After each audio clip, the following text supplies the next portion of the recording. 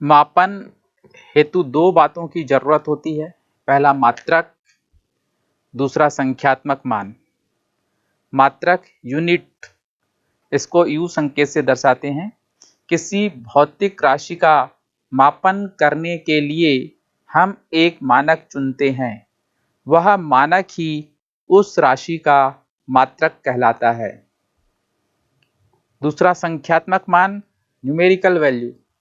चुना गया मानक उस भौतिक राशि में जितनी बार शामिल होता है, वह उसका संख्यात्मक मान कहलाता है। जैसे हम आपके द्वारा इस बोर्ड की लंबाई नापने हेतु मानक चुने हाथ को, और वह इस बोर्ड में 2 बार आए, तो बोर्ड की लंबाई 2 हाथ हुई। अतः 2 संख्यात्मक मान व मात्रक हाथ हुआ। पर चूंकि यह मानक मात्रक नहीं है, इसलिए हम मानक मीटर चुनेंगे, और यदि वह उसमें 1 बार आता है तो बोर्ड की लंबाई 1 मीटर होगी। इस तरह संख्यात्मक मान n मात्रक u के व्युत्क्रमानुपाती होता है। अर्थात n व्युत्क्रमानुपाती है u के। यहाँ n संख्यात्मक मान और u आपका मात्रक है। n बराबर समानुपाती के चिन्ह को हटाएंगे, बराबर नियतांक गुणित 1/u। u का तिर्यक गुना कर देंगे, n गुणित u बराबर नियतांक।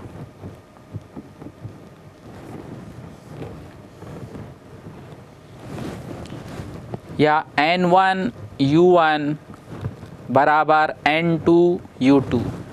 यहाँ n1 पहली पद्धति में राशि का संख्यात्मक मान है, u1 पहली पद्धति में राशि का मात्रक है, n2 दूसरी पद्धति में राशि का संख्यात्मक मान,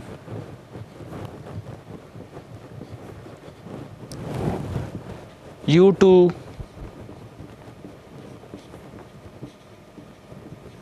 दूसरी पद्धति में राशि का मात्रक है। जैसे हम कहें 5 मीटर बराबर 500 सेंटीमीटर। यहाँ मीटर बड़ा है, इसलिए 5 छोटा है। cm छोटा है, इसलिए उसका संख्यात्मक मान 500 बड़ा है।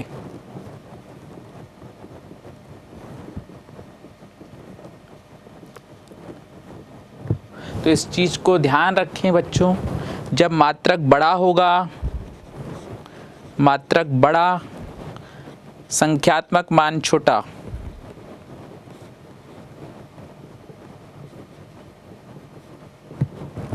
मात्रक छोटा होगा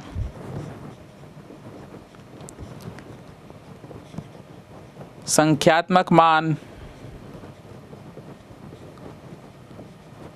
बड़ा होगा। मात्रक चुनते समय ध्यान रखने योग्य बातें। मात्रक सुस्पष्ट रूप से परिभाषित हो, मात्रक सर्वमान्य हो, मात्रक न तो बहुत बड़ा न तो बहुत छोटा हो, मात्रक समय के साथ परिवर्तनशील न हो, इस पर वातावरण का प्रभाव न पड़े, यह सभी स्थानों पर सरलता से पुनरुत्पादित हो। यद्यपि हमारे द्वारा मापी जाने वाली भौतिक राशियों की संख्या बहुत अधिक है, फिर भी हमें इन सब भौतिक राशियों को व्यक्त करने के लिए मात्रकों की सीमित संख्या की ही आवश्यकता होती है, क्योंकि ये राशियां एक दूसरे से परस्पर संबंधित रहती हैं। ऐसी राशियां प्रारंभ में मात्र 3 ही थी: लंबाई, द्रव्यमान और समय। इस तरह हम राशियों को मुख्य रूप से 2 भागों में बांटते हैं। भौतिक राशियां 2 भाग, पहला मूल राशियां, दूसरा व्युत्पन्न राशियां। मूल राशियां ऐसी राशियां हैं जिनका अस्तित्व स्वतंत्र है तथा उनके मापन हेतु अन्य राशियों पर निर्भर नहीं रहना पड़ता है, उसे मूल राशियां कहते हैं। इसकी संख्या प्रारंभ में 3 थी, जो वर्तमान में 7 हो चुकी हैं। इनके मात्रक मूल मात्रक कहलाते हैं। व्युत्पन्न राशियां ऐसी राशियां हैं जिनका स्वतंत्र अस्तित्व नहीं है तथा वे मूल राशियों पर निर्भर हैं, व्युत्पन्न राशि कहलाती हैं। इन व्युत्पन्न राशियों के मात्रक व्युत्पन्न मात्रक कहलाते हैं। इनकी संख्या सीमित नहीं है।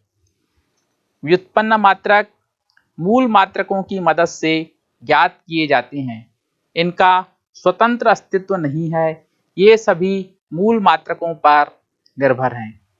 मात्रकों की प्रणाली।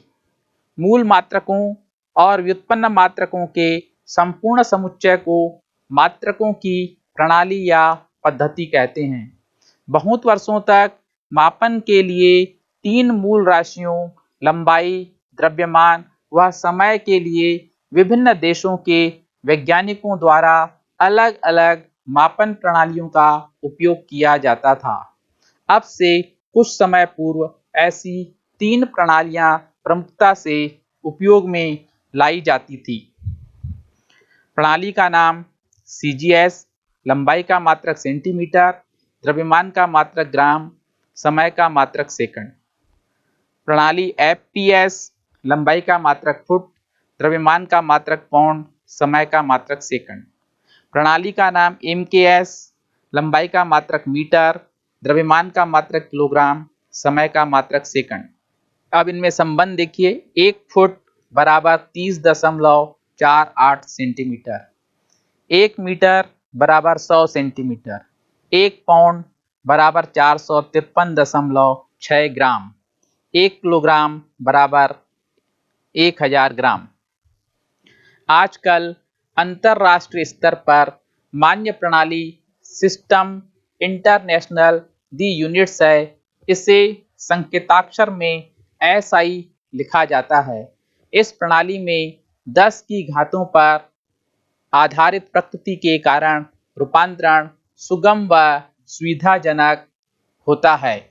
इस पद्धति में 7 मूल मात्रक व 2 पूरक मूल मात्रक हैं।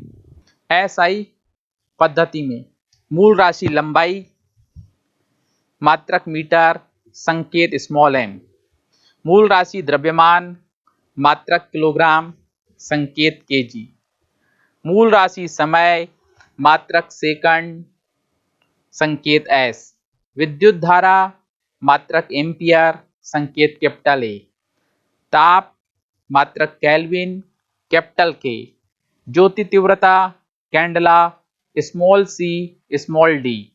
पदार्थ की मात्रा, मोल, mol, पूरक मूल मात्रक, कोण का मात्रक रेडियन, संकेत RAD, घन कोण का मात्रक स्टेरेडियन, SR। व्युत्पन्न मात्रक जैसे बल का मात्रक किलोग्राम मीटर प्रति सेकंड का वर्ग, चाल का मात्रक मीटर प्रति सेकंड, आयतन का मात्रक घन मीटर।